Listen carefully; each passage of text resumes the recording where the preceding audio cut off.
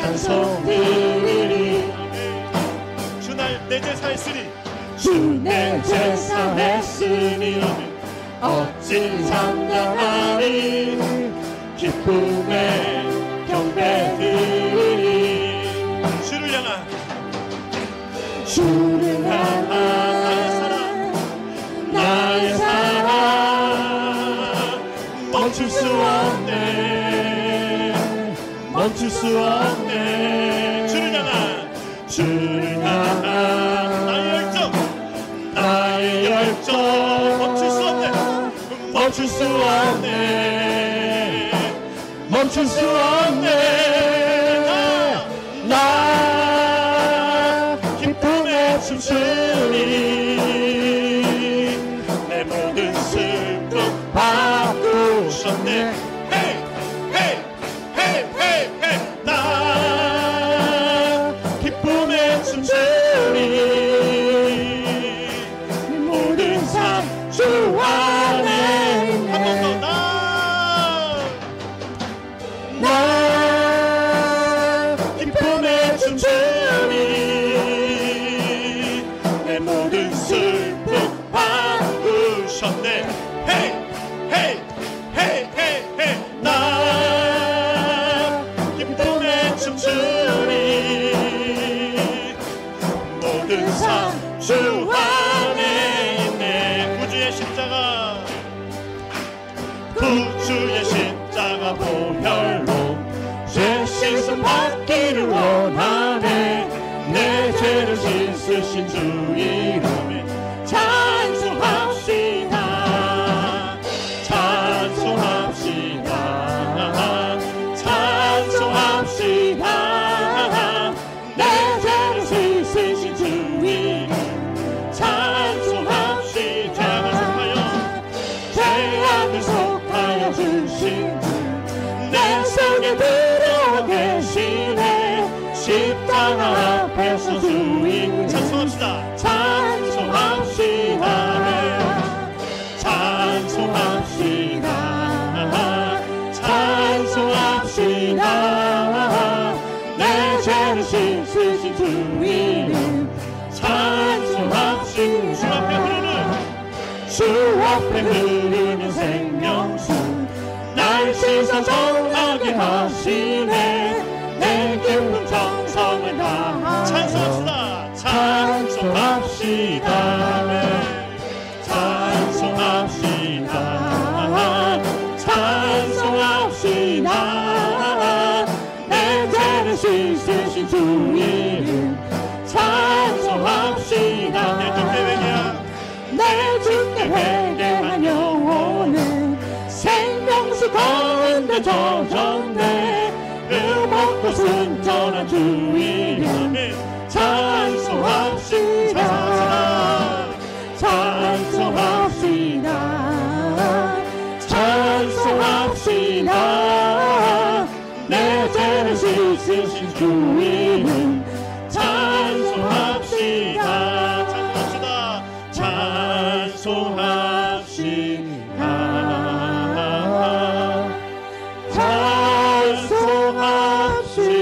찬송합시다. 내 죄를 씻으신 주 이름 찬송합시다. 할렐루야. 다 자리에 일어나셔서 우리 하나님께 우리 예배를 받으시옵소서라고 그런 마음으로 찬양드리기 원합니다. 하늘의 문을 여소서.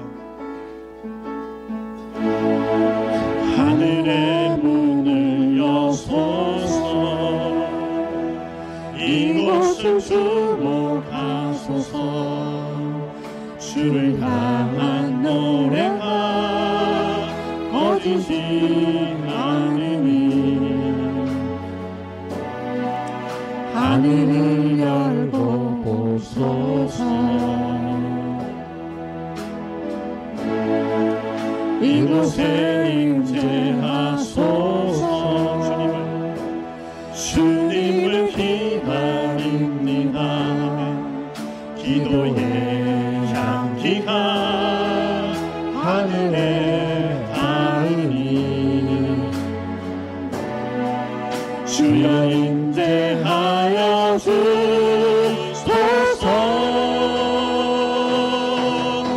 이곳에 오셔서 이곳에 앉으소서. 이곳에서 드리는 예배를 받으소서. 주님의 이름이 주님의 이름만이 오직 주의 이름만 이곳에 있습니다. 이곳에 오셔서 이곳에 오셔서 이곳에 앉으소서. 이곳에서 드리는 예배를 받으소서. 주님의 이름이 주님의 이름만이 오직 주의 이름만 이곳에 있습니다. 할렐루야. 자리 앉으십시오.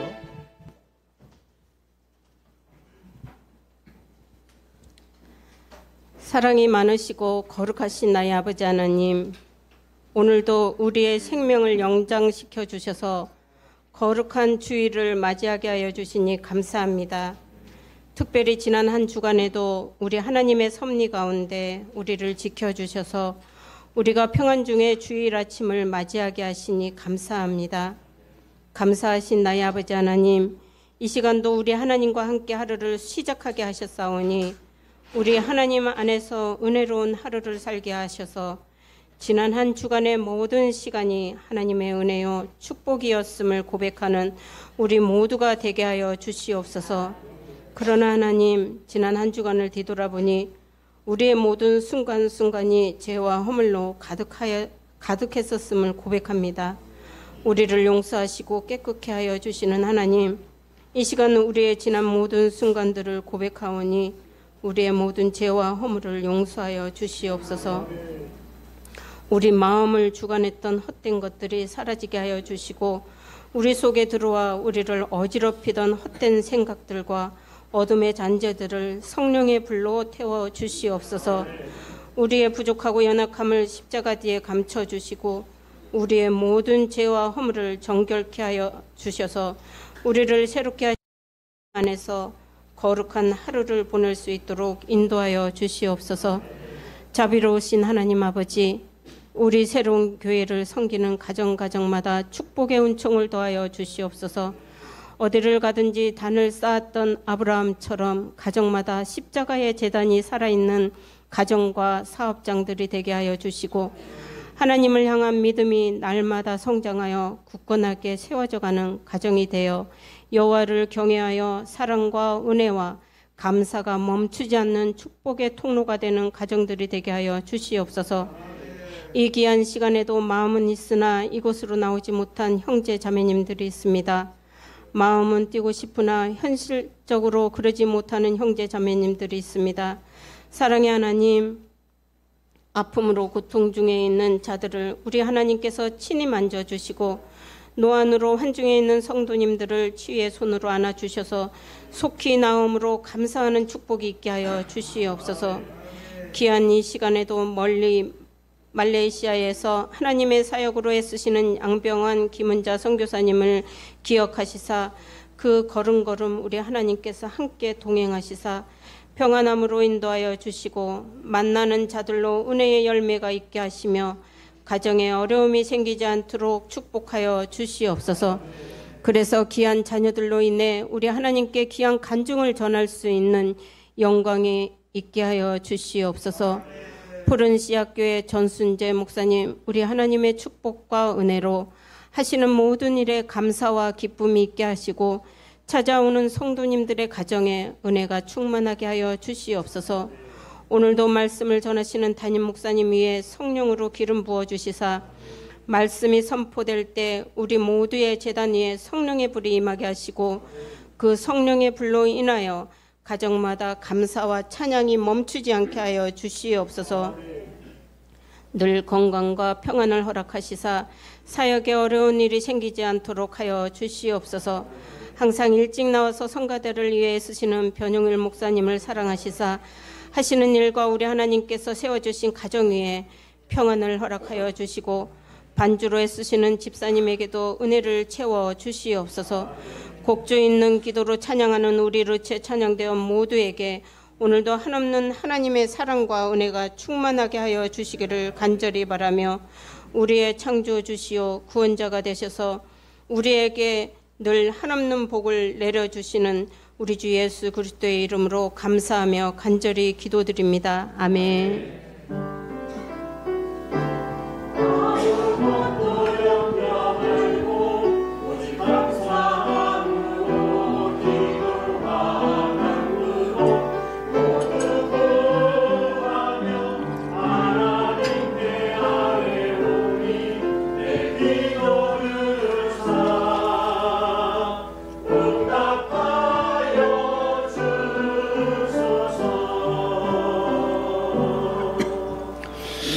알리는 말씀 전하겠습니다. 여러분 주보 참고하시기 바랍니다. 오늘 우리 새로운 교회 처음 오신 교회 오고 있으면 주의 이름으로 환영합니다. 오늘 셋째 주일인 관계로 남녀 전도회 원래로 각각 모이겠습니다. 오후 1시쯤 우리 남전도회 4층 친교실, 1여전도회는 여기 6층 예배실, 2여전도회는 주일학교 사실 4층에서 각각 모이겠습니다. 우리 교회가 속해 있는 남항동 노회가 해마다 우리 목사들 수련회가 있는데 내일부터 금요일까지 베트남에서 열리게 되었습니다. 제가 참석하는데 잘 다녀올 수 있도록 기도해 주시기를 바랍니다. 우리 구역예배 이번 주 토요일 21일 오전 10시 오구역 되겠습니다. 구역예배도 여러분들이 많이 관심을 갖고 동참하셨으면 좋겠습니다. 우리 전교인 가을 야유회 이번 주 말고 다음 주 토요일 28일 강원도 철원에 있는 고속정이라는 곳에 예정되어 있습니다. 우리 여러분들 주일학교 학생들도 다 여러분들 같이 갈 만한 나이가 되면은 동참하셔서 즐거운 가을 단풍철에 야유회가 될 수 있도록 여러분들이 함께 협력해 주시면 좋겠습니다. 우리 참석하실 분들은 각 구역장들에게 신청을 하시고 구역장님들은 잘 인원을 파악해 주시기를 바랍니다. 오늘 중식 대접 주보에서는 빠졌는데 권순인 권사님 생일을 맞이하여서 오늘 중식을 대접하게 되었습니다. 그 밖에 다른 목적으로 인해서 중식 대접 혹시 원하시는 분들은 게시판에 신청서에다가 여러분들이 사인을 해 주시면 되겠습니다. 우리 늘 무시로 어려움 당하고 있는 환우들을 위해서 고난 중에 있는 분들을 여러분들 위해서 함께 기도해 주시기 바랍니다. 봉헌하겠습니다.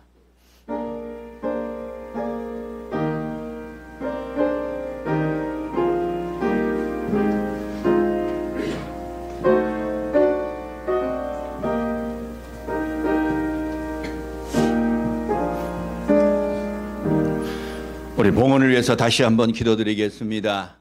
우리의 모든 생로병사를 주관하시며 하나님의 놀라운 능력과 은혜를 베푸시는 아버지 하나님, 주의 은총을 돌아보며 감사합니다. 지난 한 주간도 주의 은혜가 아닌 것이 하나도 없음을 깨닫습니다.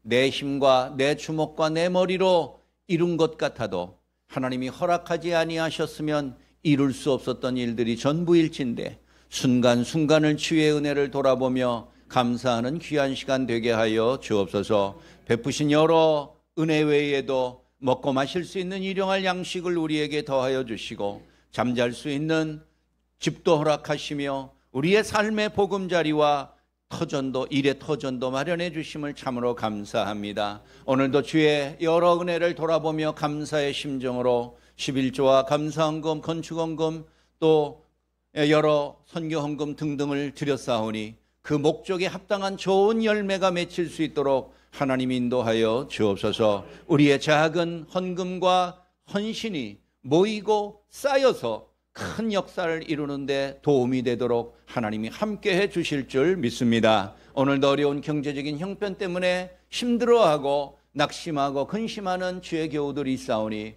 저들을 위로하시며 그 모든 직장 생활과 경영하는 사업체들의 어려움이 없도록 하나님께서 돌보시고 인도하시고 고난당할 때 피할 길을 내어 주옵소서. 오늘도 하나님이 우리에게 주신 이 물질 외에도 우리에게 주신 재능과 시간과 우리의 모든 꿈까지도 하나님의 영광과 복음 전파를 위해서 헌신하는 귀한 시간 되기를 간절히 소원하옵고 우리 주 예수 그리스도의 이름으로 축복하며 기도하옵나이다. 아멘.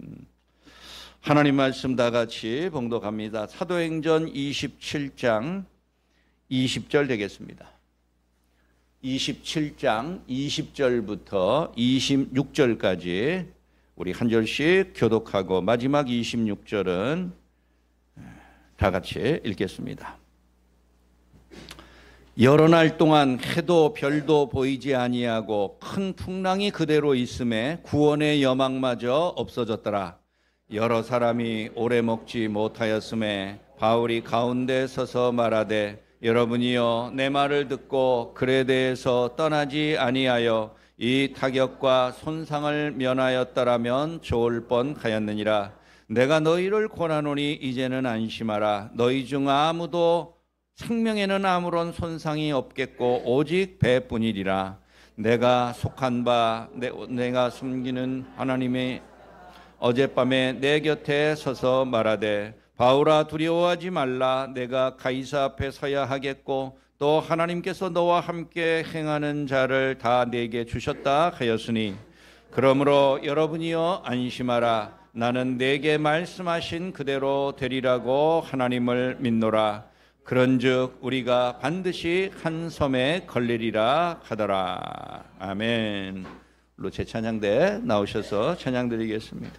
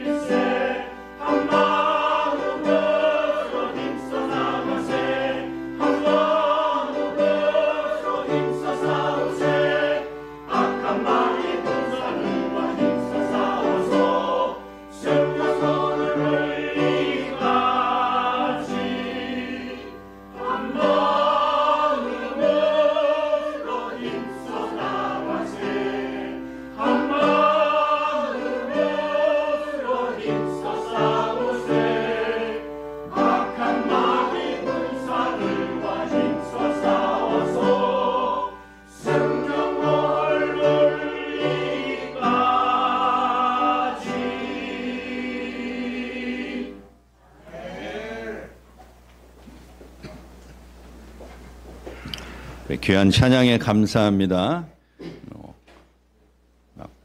우리 졸던 우리 마음이 그냥 확 깨어나는 것 같죠? 시작이 있으면 끝도 있는 법입니다. 매사가 다 그렇습니다. 우리가 이 사도행전을 처음 시작할 때만 하더라도 성령행전이다. 사도행전이라고 용어는 제목은 그렇게 붙였어요.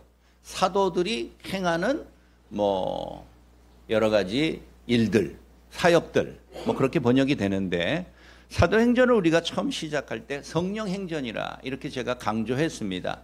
비록 사도라는 사람들을 통하여서 일어나는 일이지만 복음의 역사는 역시 성령으로 시작하였다라는 것을 강조했습니다.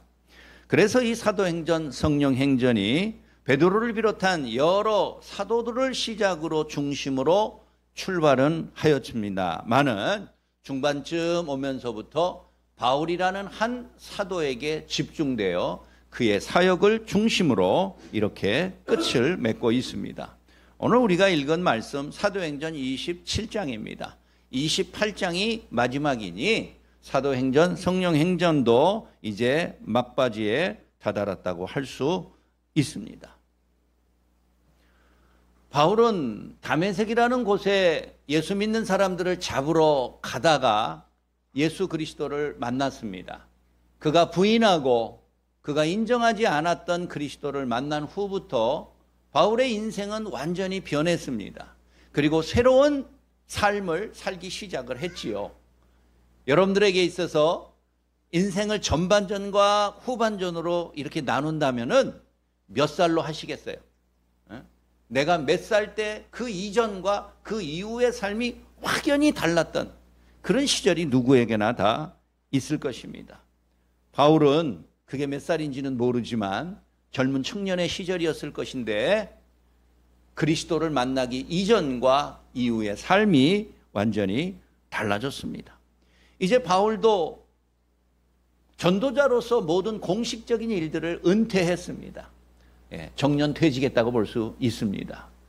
그렇게 생각하고 많은 삶의 고난과 괴로움이 있었지만 또 수많은 사람들을 주께로 돌아오게 하는 놀라운 열매도 있었으니 마음의 평강과 기쁨이 있었을 것입니다. 그렇게 노후를 예루살렘에 와서 보내고 싶은 계획과 소망이 있었지만 하나님이 여전히 바울에게 남겨진 마지막 사역과 사명이 있었음을 바울이 뒤늦게 깨닫게 된 것입니다.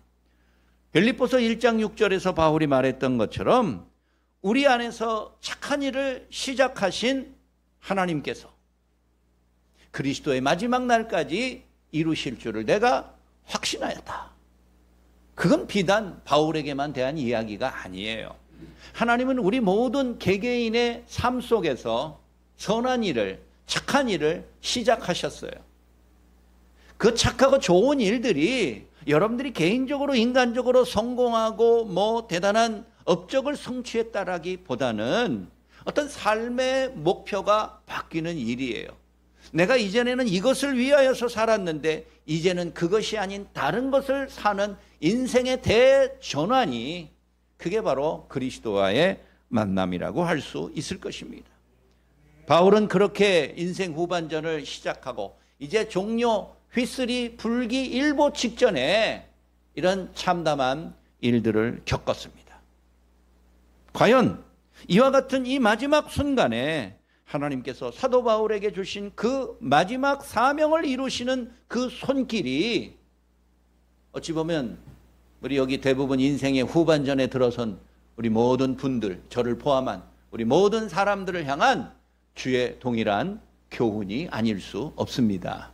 오늘 이 바울에게 나타난 마지막 사건이라고 할 수 있는 이 엄청난 사건을 통하여서 한편의 영화나 드라마와 같은 이 바울의 로마 여정을 통해서 하나님이 오늘 우리에게 무엇이라 말씀하시는지 깨닫는 시간 되기를 간절히 바랍니다.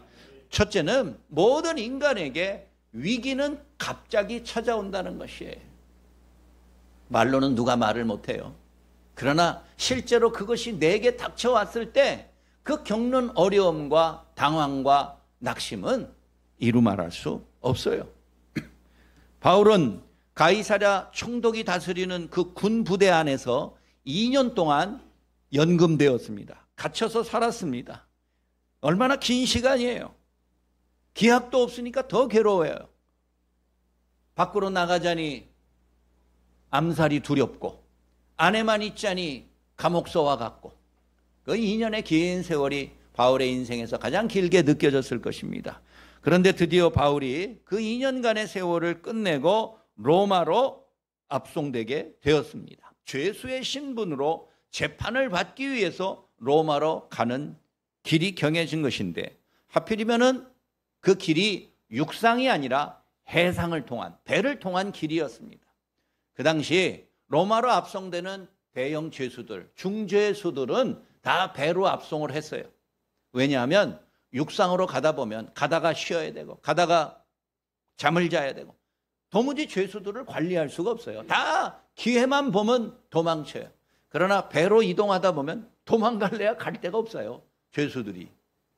그렇게 로마 백부장이 군사들을 거느리고 부대를 조직하여 죄수들을 호송하기에 이르렀는데, 오늘 말씀 12절 읽지는 않았지만 앞에 보면 하필 그때가 겨울이에요. 이 지중해라는 유럽의 큰 바다는 해양성 기후로서 여름과 가을에는 온화하고 따뜻하지만 겨울에는 혹독한 눈이 내리고 거친 풍랑으로 배 항해하는 것을 꺼려하는 그러한 곳이에요. 백부장은 군인들을 조직해서 276명이라는 굉장히 많은 숫자입니다. 그 당시 2000년 전에 한 배에 300명 가까운 사람들이 탄다는 것은 배 규모가 매우 컸다라는 것을 말해줍니다. 276명이라는 승객과 선원들이 탔고, 거기에 많은 화물들도 실었습니다. 배가 가이사랴를 출발하여 로마까지 가는 길은 보통 한 달이 걸립니다. 꽤 긴 시간이지요. 그런데 이게 뭐 직행열차처럼 가이사랴에서 출발해가지고 로마까지 곧장 가는 게 아니고 여러 항구와 섬들을 이렇게 돌아가면서 들러요. 뭐 우리나라 배는 안 그렇습니까? 전남 수많은 그 섬들이 있을 때 목포에서 출항을 하면은 이 섬에 들리고 저 섬에 들리고 맨 마지막에 제일 먼 섬에 들리고, 올 때는 거꾸로 역순으로 오겠죠. 인천 앞바다의 섬도 그렇습니다. 백령도까지 가는 섬이 중간에 연평도나 이런 데도 들려서 사람을 내리고 또 새로운 사람을 싣고 화물을 내려주고 또 연료를 보급받고 뭐 그러니 그 여러 곳을 이렇게 들렸다가 오는 것이에요. 그런데 바울이 그 로마 백부장에게 지금은 겨울이라 항해하는 게 힘드니까, 위험하니까 여기서 어떤 항구에 도착했어요. 우리 여기서 겨울을 나고 겨울을 지난 다음에 따뜻할 때, 순풍이 불 때 그때 출발합시다. 근데 사실 이거 따지고 보면 얼마나 웃기는 일이에요. 바울의 지금 신분이 뭐라고요? 죄수라고요. 죄수가 할 말은 아니죠. 그런다고 뭐 바울이 평생에 바다에서 잔뼈가 굵은 선원 출신도 아닌데 자기가 여기서 뭔데 하루도 아니고 겨울을 나고 가자는 게 말이나 될 법한 소리입니까? 그러나 바울은 진심이었어요. 위기에 빠질 것을 바울도 예상하고 있었을지 모릅니다. 그러나 거기에는 많은 사람이 타고 있고 화물도 많으니까 이 선주, 배의 주인과 선장, 이런 사람들의 주장은 절대 그럴 수 없다는 거예요. 시간이 돈인데 머물러 있을수록 그 많은 숙식을 누가 댈 것이며 말도 되지도 않는 소리라는 거예요. 그래서 백부장이 바울의 말을 물리치고 선장과 선주의 말을 듣고 출항을 했습니다. 그레데라는 섬을 향해서, 매우 큰 섬을 향해서 출항을 했습니다.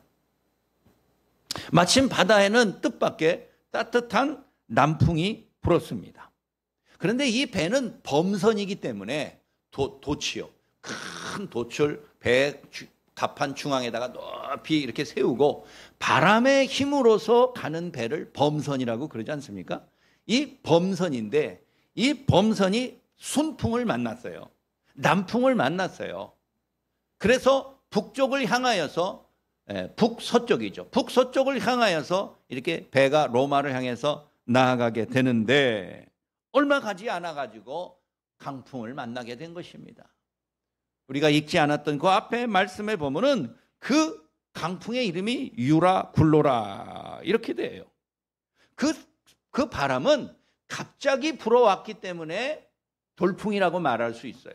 그리고 이 바람이 동서남북으로 제멋대로 막 방향이 꺾어지기 때문에 광풍이라고 말할 수 있고, 그 위력이 300명이 태운 큰 배를 한 번에 뒤집을 수 있을 만큼 힘이 있는 그 강풍이기 때문에 태풍이라고도 할 수 있어요.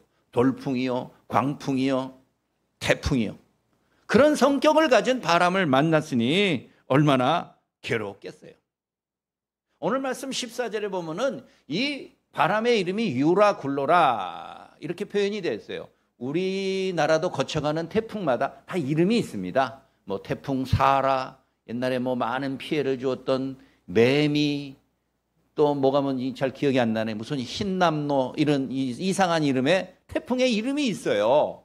예, 태풍의 이름들이 있는데 그 태풍의 이름이 유라굴로라 했는데 뭐 실제로는 그 태풍의 이름은 아닙니다. 유로라는 말이 이 동쪽이라는 뜻이에요. 동풍이라는 뜻이고, 그 다음에 퀼로라는 말은 북풍이라는 뜻이에요. 그러니까 유라굴로라는 것은 북동풍이다. 그냥 그런 지역의 이름이라고 볼 수가 있습니다. 아무튼 겨울에 주로 부는 바람이 북동풍이에요. 그런데 이 배는 북서쪽으로 가야 되는 거예요. 여기서 위기가 찾아온 거예요. 갑자기 불어닥친 광풍으로 인해서 배가 심하게 흔들렸고, 아무리 노련한 선장과 선원들도 도무지 제어할 수 없는 지경에 이르렀습니다. 급기야는 그들은 살기 위하여서 배에 실려있던 수많은 화물들을 전부 바다로 던져버렸습니다. 그뿐이 아닙니다. 배를 운항하는 데 있어서 꼭 필요한 기구들이 있습니다.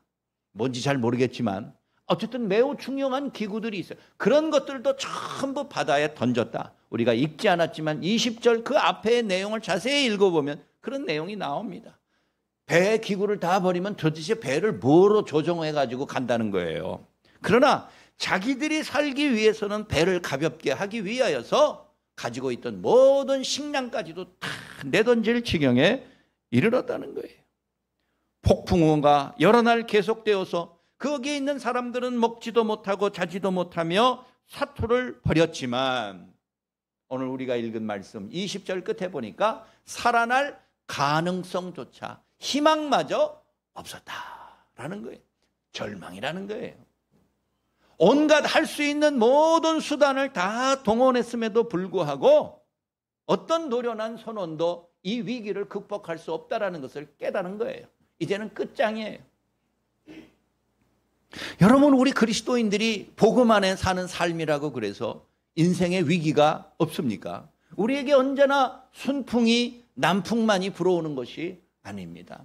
어떨 때는 예상하지 못했던 위력의 태풍이 불어올 때가 있고, 어떤 때는 전혀 생각하지 못했던 방향에서 불어오는 바람으로 인하여서 삶의 위기를 거질 때가 굉장히 많습니다. 불교에서도 인생을 표현하기를 고해다 이렇게 표현합니다. 고난의 바다와 같다는 거예요. 작은 돛담배 하나가 바람에 의지하여서 수많은 태풍과 강풍을 만날 때 동서남북으로 좌우로 흔들리면서 뒤집어도 벌써 10번 뒤집어졌을 그러한 인생이 고난의 바다를 헤쳐나가는 우리의 삶이라고 표현하기도 합니다. 한 달만 배를 타본 사람들은 다 안다고 그래요. 예상하지 못한 크고 작은 바람들이 얼마나 바다에서 많이 만나게 되는지를, 수십 년의 세월을 바다에서 보낸 사람들도 생각지 못한 장소에서 생각지 못한 위력의 바람을 만날 때는 가슴이 철렁 내려앉고, 아, 내 인생이 오늘로 끝나는구나, 그렇게 절망에 빠질 때가 많다고 그럽니다. 위기를 다 면했다고 그래서 안심할 만한 삶의 바다가 아니에요. 바울도 어찌 보면 현역에서 은퇴하여서 마지막 하나님의 부르심을 앞두고 노후를 정리하고 보내야 될 그 시기에 자기에게 이런 죽음의 문턱까지 가는 위기를 당하게 될 줄 그도 몰랐을 것이에요. 죄수의 신분으로 로마까지 가게 될 줄을 상상하지도 못했을 것이에요. 아, 우리가 이제 거의 다 왔다. 내 인생이 많은 어려움이 있었지만 그래도 지금은 순탄하게 여기까지 와서 이제 마지막 고비만 넘으면 끝난다. 그런 인생은 없다는 거예요. 내 마지막을 보장해주고 안전하게 장담해 줄 만한 삶은 한 사람도 없어요. 엊그제 신문을 보니까 우리 얼마 전에 끝난 이 중국의 광저우에서 있었던 아시안 게임에서 3000m 계주 롤러 스케이팅 하는 우리 한국 선수가 골인 지점을 0.01초, 0.01초면은 이거는 눈 깜빡할 사이에 진짜 문자 그대로 0.01초를 앞두고서 금메달이다 그래가지고 좋아가지고 손을 탁 들고 오는데 그 0.01초 사이에 대만 선수가 치고 들어가 버린 거예요. 1초가 아니고 0.01초라고요, 여러분. 얼마나 기가 막히겠어요. 아니 0.01초라는 것은 없는 시간이나 마찬가지예요. 그런데 그 0.01 마지막 그 순간을 참지 못하고 너무 일찍 샴페인을 터뜨려 버리고 만세를 불렀다가 금메달을 놓쳤어요. 골인이 된 다음에 자기가 여전히 금메달을 딴 줄 알고 태극기 들고 난리를 치다가 나중에 전광판을 보니까 2등으로 표시가 됐어요. 얼마나 기가 막히겠어요. 그것도 자기 혼자라면 몰라도 계주예요. 다른 2명의 선수, 3명의 선수가 번갈아 가면서 서로 뛰니까 나의 실수가 나머지 2사람에게도 영향을 미친 거예요. 또 우리나라는 또 이 병역 특례 제도라는 게 있잖아요. 아시안게임에서 금메달을 딴 선수들은 남자들이 군대를 또 면제해 주는 제도가 있어요. 이 선수가 바로 그 사람이에요. 그래서 아마 손을 들었을 거예요, 분명히. 그런데 그 손을 든 것이 자기 마지막에 그 큰 실수와 위기를 맞이하게 될 줄 어찌 알았겠어요? 아무도 몰랐을 거예요. 결국 그 선수는 이제 군대에 가게 될 겁니다. 자기뿐 아니라 자기 동료 선수도 군대에 가게 생겼어요. 얼마나 죽고 싶겠어요, 그 선수가.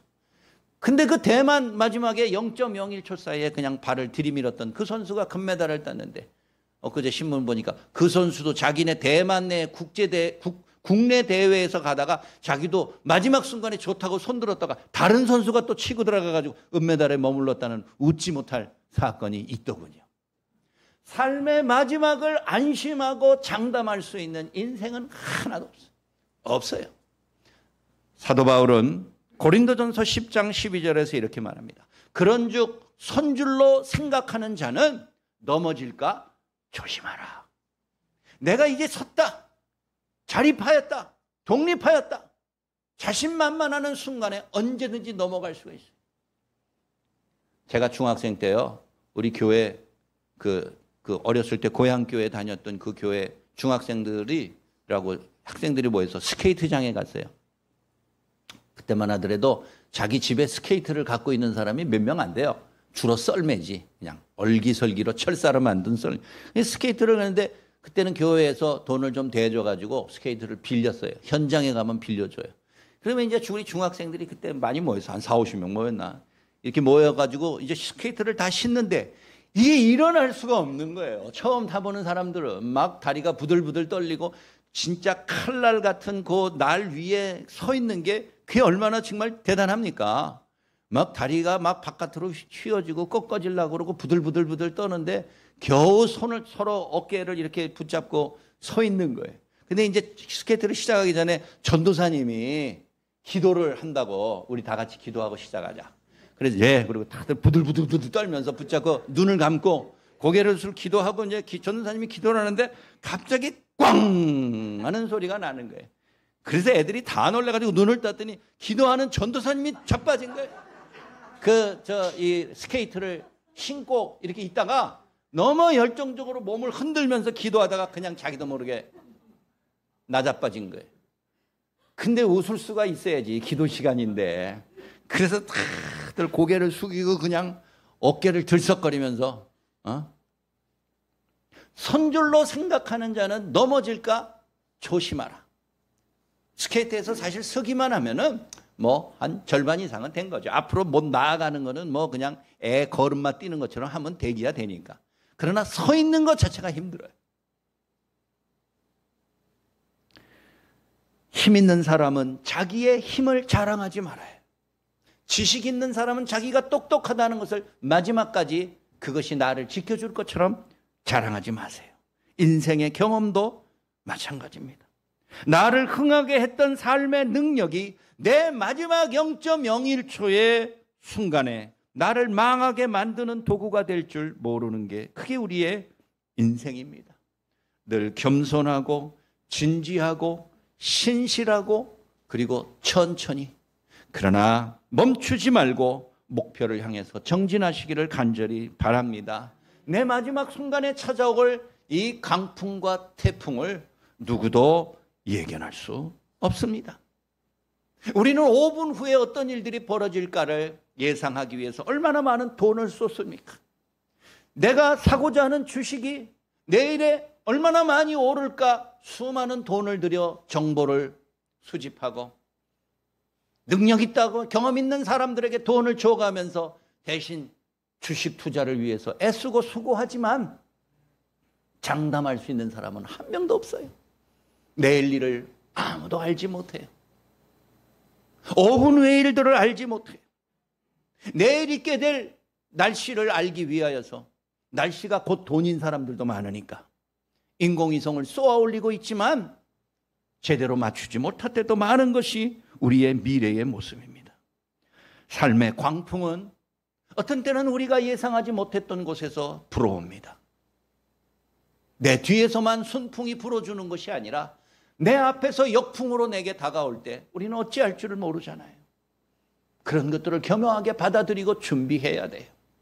내 삶이 여기까지 잘 진행되어 왔으니 마지막 남은 1%의 인생도 잘 멋지게 마무리되리라 라고 장담하지 말아야 돼요. 선줄로 생각하는 사람 넘어질까 조심하자는 겸허의 말씀을 가지고서 오늘도 우리 안에 수많은 여러 종류의 생각지 못한 삶의 고난에 절망에 빠져야 할 만큼의 폭풍이 몰려올지라도 그러한 태풍의 한가운데서 그것들을 꾸짖으시며 잠잠케 하셨던 예수 그리스도를 기억하며 그분을 믿고 그가 내 삶에 내 인생의 항해의 진정한 선장이 되심을 인정하시고 믿으시고 의지하시고 위기의 고난의 삶 속에서 승리하시는 여러분들의 삶이 되시기를 간절히 바랍니다. 마지막 둘째, 그런 위기를 극복하게 하는 힘과 방법이 하나 있습니다. 그것은 하나님의 약속을 믿는 것입니다. 어디로 도망칠 수 없는 바다 한가운데서 만난 광풍으로 인해서 수많은 사람들은 다 멘붕 상태, 공황 상태에 빠졌을 것입니다. 그들은 자기 자신의 현재의 지위가 아무 쓸모없다는 것을 압니다. 내가 높은 백부장이면 무슨 소용이에요? 태풍이 나만 비껴가요? 내가 공부 많이 한 박사라고 그래서, 내가 돈 많은 부자라고 그래서 광풍이 나만 피해가고 용납해 주는 것이 아닙니다. 과거의 수많은 업적이 무슨 도움이 되겠습니까? 극복할 수 없는 인생의 절망스러운 광풍 앞에서 어떤 지식도 재물도 경험도 기술도 무용지물일 뿐이에요. 권력자도 포기하고 부자도 포기하고 학자도 포기할 수밖에 없는 위기와 절망의 상황이에요. 그러나 276명 가운데 오직 한 사람만 이 광풍의 한가운데서도 담대할 수 있었던 사람이 있으니 그가 바울입니다. 그 바울도 몇 날 며칠을 먹지 못하고 어지럽고 멀미하며 고통을 받았지만 생존에 대한 희망은 절대 포기하지 않았습니다. 왜요? 하나님의 약속 때문이지요. 복음에 대한 하나님의 계획과 섭리를 믿기 때문에 눈앞에 나타난 광풍보다는 그 광풍을 다스리시는 그 뒤에 계신 전능자의 약속을 믿는 거예요. 그래서 두려워하지 않는 것이에요. 오늘 말씀 우리가 읽은 23, 24절에 보면은 절망에 빠진 자들에게 바울이 우뚝 서서 그들에게 말합니다. 여러분들이요, 안심하라. 안심하라. 내가 속한, 내가 섬기는 하나님의 사자가 어젯밤 내게 말하기를 두려워하지 말라. 내가 가이사의 앞에, 로마 황제죠, 로마 황제 앞에 반드시 갈 것이고 여기 있는 모든 사람들도 너와 함께 구원을 받으리라 라고 약속을 하셨다는 거예요. 그 하나님의 약속이 어찌 보면 있으나 마나한 약속 아니에요? 그냥 말로 자기 혼자 들은 거 아니에요? 아무도 믿어줄 수도 없는 말이에요. 그리고 지금 눈앞에 너무 엄청난 절망의 광풍이 있으니 그까지 약속만 가지고는 도무지 믿을 사람이 없을지 몰라요. 그러나 바울은 담대하게 말하였습니다. 바울도 공부 많이 한 석학이고 인생의 경험도 많았지만 이 마지막 위기 속에서 담대할 수 있었던 것은 자기 자신이 아니라 자기를 여기까지 인도하시고 로마까지 가시겠다, 보내시겠다 말씀하신 하나님의 약속이에요. 그 약속을 누가 했느냐가 중요하잖아요. 내가 믿지 못할 사람, 나보다 무능한 사람이 내게 큰 소리치며 약속하며 잘 믿지 않습니다. 에이, 당신이 무슨 힘으로, 나도 못하는 걸 네가 어떻게? 그러나 나보다 월등한 사람이 내게 약속하고 보증한다면 우리 믿을 수 있습니다.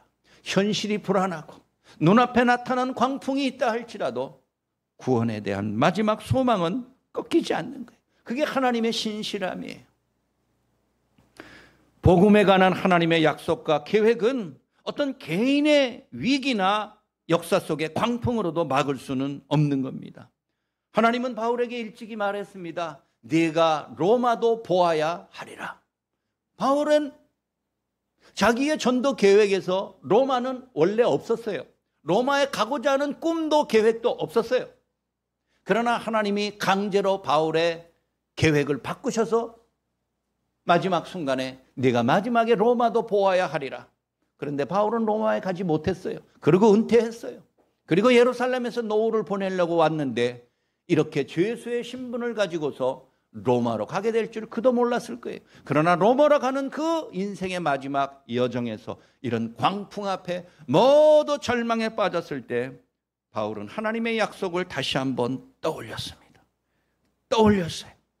그 약속을 지키기 위해서라도 하나님은 바울을 살리셔야 했어요.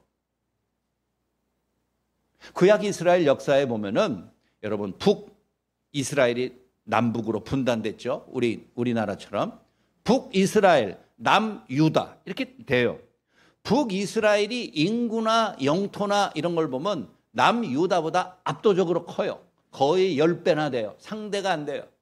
그래서 남유다의 왕들과 백성들은 늘 동족인 북쪽이 쳐들어올까 두려워 살던 사람이에요. 남유다의 아하스 왕 때 북이스라엘과 그 옆에 있는, 그 뒤에 있는 아람, 오늘날의 시리아예요. 아람 왕이 서로 연합하여서 남유다를 공격했습니다. 침공했어요. 예, 알기 쉽게 표현하면은 북한이 중국과 합세해서 남한을 공격했다. 뭐 이런 말이에요. 도무지 대항할 재간이 없어요. 능력이 상대가 되질 않는 거예요. 이사야 7장의 말씀에 보면 그때 왕과 백성들의 마음이 바람 앞에 삼림과 같았다. 숲을 말해요. 우리 가끔 사람이 무서워 떨 때 뭐 떨듯 떤다 그러죠? 사시나무 떨듯 떤다 그러잖아요. 사시나무는 바람이 조금만 불어도 부스스스스. 성경이 그렇게 표현했어요. 바람에 삼림이 떠는 것처럼 떨었더라. 왕이 떨었어요. 왕이 떠니 백성은 더 떨지요. 도무지 이 재난을 이겨나갈 길이 없어요. 그래서 아하스 왕이 하나님 앞에서도 악한 왕인데 너무 무섭고 괴롭고 잠 못 자고 먹을 수 없으니까 이사야 선지자를 찾았어요. 평소에는 냉대했던 선지자예요. 이사야 선지자를 불러서 하소연했어요. 하나님께 대신 구해달라. 기도해달라는 거예요. 우리를 구원해달라는 거예요. 이사야가 당신이 직접 기도하셔. 왜 나한테 기도를 부탁하냐고. 그랬더니 자기가 자기의 소행을 아니까, 악행을 하니까 차마 하나님 앞에 기도할 자신이 없고 하나님이 응답하지 않으실까 두려워서 기도 못한다네. 대신 해달라. 그래서 이사야가 하나님 앞에 기도하여 하나님의 응답을 받았습니다. 그리고 그 말씀을 아하스 왕과 남유다 백성들에게 말합니다. 그게 그 유명한 이사야 7장 14절 말씀이에요. 하나님께서 너희에게 징조를 보여줄 것이요 보라 처녀가 잉태하여 아들을 낳을 것이니 그 이름을 임마누엘이라 하리라. 그 말씀이 그때 나온 거예요. 아니 지금 적들이 쳐들어와서 당장 온 국토가 절단나게 생겼는데 아들을 낳아서 임마누엘 하나님의 아들을 메시아를 이 땅에 보내시겠다는 것은 600년 후에나 있을 법한 이야기잖아요. 지금 당장 한시가 급한데 무슨 600년 후에 나타날 예언의 말씀을 그걸 답변이라고 합니까? 그러나 이사야 선지자는 그 말밖에 할 말이 없었어요. 하나님이 너희들에게 이 위기를 극복할 수 있는 징조를 주셨는데 장차 한 처녀가 잉태하여 하나님의 아들 임마누엘을 낳으리라. 여러분 그게 무슨 도움이 됩니까? 그런 헛 수표가 어디 있어요? 내가 그 회사가 당장 도산해가지고 넘어가게 생겼는데 나한테 자기 앞수표를 줘도 믿을까 말까 한데 이상한 어음을 한 장 써주면은 그 누가 믿어요? 어음이라는 게 몇 달 후에나 돈이 돌아오는데 그때 돈이 돌아올지 안 돌아올지도 모르는 게 그게 어음이잖아요. 어음. 현금을 줘도 지금 시원찮을 판에 이상한 어음 같은 것들을 주니까 600년 후에 아들을 낳아서 하나님의 아들을 낳든 뭐만 낳든 그건 600년 후에나 이야기고 지금은 이거 당장 1분 1초가 급한데 그러나 하나님은 두려워 떨고 있는 이 남유다 왕과 백성들에게 하늘의 그 수많은 구름대 같은 천군 천사를 보여주지 않으셨어요. 그렇게 보여주는 게 더 확실하게 믿는 방법이었을 거예요. 그러나 그런 방법을 하나님은 택하지 않고 하나님의 아들을 앞으로 너희 가운데 태어나게 하시리라. 여러분 그 말의 뜻을 이해하시겠지요? 유다가 생존해야지 다윗의 후손들이 보존됩니다. 다윗의 후손들이 있어야지 마지막 그의 후손들 가운데 메시아가 태어납니다. 하나님이 600년 후에 약속하신 그 아들을 이 땅에 태어나고 보내시고 약속하신 그 아들을 성취하고 이 땅에 보내시기 위해서라도 유다는 멸망되지 않고 보존돼야 되는 거예요. 살아있어야만이 그 씨가 끊어지지 않는 거예요. 대가 끊어지지 않는 거예요. 지금 하나님이 바다 한가운데서 바울에게 그렇게 말씀하는 거예요. 내가 로마도 보아야 하리라. 이게 하나님의 약속이에요. 하나님의 복음의 계획이에요.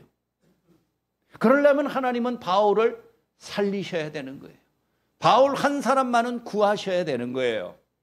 그러나 육상도 아니고 해상에서 바다에서 이 광풍이 미친 듯이 몰아치고 있는 태풍 앞에서 어떻게 바울만 콕 집어가지고 그를 구할 수가 있단 말입니까? 결국은 바울 한 사람을 살리기 위해서 배를 살려야 되는 거예요. 모든 사람들을 살려야 되는 거예요. 그게 하나님의 방법이에요. 바울이 그 사람들 앞에서 담대하게 나가서 온 태양과 산천을 지으시고 주관하시는 창조주 하나님의 이 엄청난 능력과 섭리를 설명하고 그들에게 안심하고 두려워하지 말라고 위로하고 있는 것입니다. 바울 한 사람만 도망치면 될 일이긴 합니다. 도망칠 길이 없잖아요. 바다 한가운데서 어디로 도망쳐요, 바울이? 하나님은 바울 한 사람을 살리기 위하여서 어떤 인간들이 행할 수 없는 광풍을 보내시고 그 광풍을 제어하고 그들을 살리시게 만드는 능력을 베풀어 주신 겁니다. 복음의 약속은 당사자 바울 한 사람만 구원하지 않습니다. 그의 곁에 있어서 하나님의 능력을 보고 체험했던 모든 사람들에게 주어지는 부수적인 그러나 결정적인 은혜가 아닙니까, 여러분? 하나님에 대해 많은 분들이 이렇게 얘기합니다. 하나님은 뭐 신실하신 하나님, 능력 많은 하나님, 무슨 하나님, 무슨 하나님. 우리 하나님이 여러 말로 표현합니다. 제가 하나님의 성품에 대하여 즐겨 사용하는 말 가운데 하나가 손해보지 아니하시는 하나님이에요. 우리 장사하는 분들은 손해보지 않죠. 세상에 3대 거짓말 중에 하나가 이건 믿지고 파는 것이다 라는 말하는 사람들의 말은 절대 신뢰하면 안 된다고. 장사하는 사람들 중에서 믿지고 파는 사람은 한 명도 없어요. 하나님도 그래요. 손해보면서까지도 하나님이 그렇게 파는 그런 분은 아니에요. 하나님 손해보지 않으세요. 무슨 말입니까? 하나님이 사도 바울을 어떻게 여기까지 인도하고 세웠습니까? 그 악한 바울을 부르셔서 회개시키고 회심시켜 연단의 깊은 과정을 거쳐서 수많은 전도의 현장에서 세우고 연단하고 훈련하고 성숙시켰던 이 바울이에요. 사람 한 명 세우는 게 그렇게 어려운데 수십 년의 세월 동안 최고의 복음 전도자로 세웠던 바울인데 마지막 하나님이 계획하신 로마의 전도를 앞두고서 그를 포기한다? 그를 버리신다? 하나님이 그렇게 손해보는 짓을 안 하세요. 짓이라고 표현해서 정말 죄송하지만 하나님은 그렇게 손해볼 일을 하지 않으세요. 그래서 바울을 불러서 내가 로마까지 반드시 가야 될 것이다. 로마 황제 앞에 내가 서서 담대하게 복음을 전해야 될 것이다. 하나님은 당신이 계획하신 그 계획을 이루고 완수하기 위하여서 바울을 살리실 것이고 바울을 살리기 위하여 주변에 있는 모든 사람들을 함께 구원하실 능력의 하나님이신 줄 기억하시기 바랍니다. 광풍 앞에 서 있는 바울을 보면 구약성경 요나 선지자가 떠오르지 않습니까? 그도 하나님의 복음을 명령받았지만 도망치다가 배를 타고 도망치다가 광풍 앞에 태풍 앞에 하나님 앞에 회개하였던 사람, 그가 결국은 살아나서 이방인 니느웨 백성들에게 가서 복음을 전하였을 때 이 니느웨 백성과 모든 왕들이 다 굵은 베옷을 입고 죄를 몸에 뒤집어 쓰고 하나님 앞에 회개하는 역사가 나타나지 않았습니까? 바울을 보면 요나가 보여요. 그리고 요나를 보았으니 바울도 보이지 않습니까? 요나를 인도하셨던 그 하나님, 똑같은 하나님이 바울을 광풍 가운데 인도하실 거라면 저는 어떻습니까? 여러분은 어떠하십니까? 하나님이 똑같은 능력과 은혜와 계획에 따라서 섭리에 따라서 우리를 인도하시고 마지막 사명을 감당할 수 있도록 우리를 보호해 주실 것을 믿어 의심하지 않습니다. 말씀을 마칩니다. 하나님은 사랑하는 우리 모든 자녀들에게 항상 늘 원하는 순풍만 주시는 분이 아닙니다. 때에 따라서는 돌풍을, 강풍을, 태풍을, 통제할 수 없는 광풍을 우리에게 허락해 주시기도 합니다. 어떤 때는 아예 바람 한 점 주시지 않을 때도 있습니다. 그때 배는 오도 가도 못하고 그냥 그 자리에 계속 맴돌고 있어야 돼요. 그때가 언젠지 몰라 너무 답답해요. 그러나 때가 되면 하나님이 바람을 주시겠지요. 사랑하는 여러분, 하나님의 계획은 완전하십니다. 그의 약속은 신실하십니다. 한번 말씀하신 것을 절대 철회하거나 취소하는 분이 아닙니다. 행동으로 보여주시는 하나님이십니다. 우리 인생에 순풍을 주실 때 물론 감사해야죠. 그러나 광풍을 주실 때에도 낙심하지 마시고 그 광풍을 통해서 내게 새로운 사명과 하나님의 존재와 능력과 보호하심의 약속을 깨닫게 하시려는 하나님의 뜻인 줄 믿고서 그 속에서도 소망 중에 승리하시는 여러분들의 삶이 되시기를 간절히 바랍니다. 우리가 조금 이따 부를 찬송가 373장 2절에 보면은 큰 풍랑이 일어나 나 쉬지 못하나. 그렇죠. 인생의 항해에서 풍랑이 일고 태풍이 불면 밤에 편안하게 잘 사람 아무도 없습니다. 쉬지 못하고 자지 못하고 끊임없이 생존을 위해서 사투를 벌여야 돼요. 그렇게 밤을 꼬박 세워서 새벽을 맞이해서 태풍이 잠잠해지면 우리 모두 기진맥진에 쓰러질 것입니다. 그런데 간밤에 태풍으로 인하여서 우리의 배가 더 빨리 왔어요. 바람이 산산이 불었으면 이렇게까지 빨리 올 수가 없었을 거예요.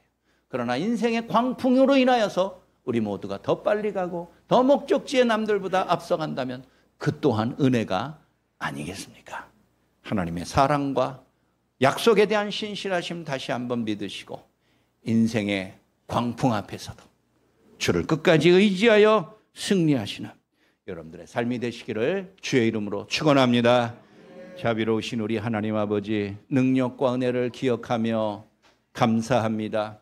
하나님은 시건하지 아니하시는 하나님이라 하셨습니다. 한 번 말씀하신 것을 주워 담지 아니하시며 반드시 행동으로 보이시며 열매 맺게 하시는 우리 아버지 하나님이신 줄 믿습니다. 인생의 항해 속에서 자랑할 사람 누가 있습니까? 내 목표 항구에 다 도착하였다, 나는 승리하였다 자부할 사람 아무도 없습니다. 삶에 생각지 못한 때야 장소에서 불어오는 수많은 광풍과 태풍 앞에서 우리는 흔들리는 배처럼 고통과 괴로움 속에 있지만 그 뒤에 역사하시는 창조주의 손길과 완전하신 계획과 사랑을 돌아보며 하나님을 의지하고 나아갈 수 있는 믿음의 승리자 되게 하여 주옵소서. 우리 주 예수 그리스도의 이름으로 간절히 기도하옵나이다. 아멘. 다 같이 일어나셔서 373장 부르겠습니다.